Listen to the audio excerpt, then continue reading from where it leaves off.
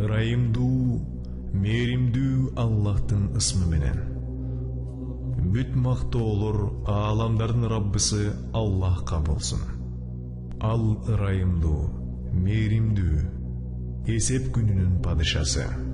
Жалгыз сага гана сыйынабыз, жана сенден гана жардам сурайбыз. Бизди туура жолго баштагын. Өзүң неемат бергендердин жолуна баштагын. Каарыңа калгандардын жана адашкандардын жолуна эмес.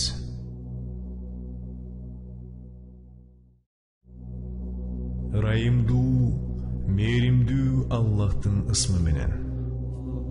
Мечиттерде Аллахты эстөөгө тыюу салып, аларды талкалоого алпурушкандардан өткөн заалым барбы?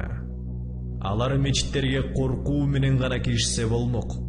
Аларга бул дүйнөдө шерменделик, акыретте улуу азап камдалган.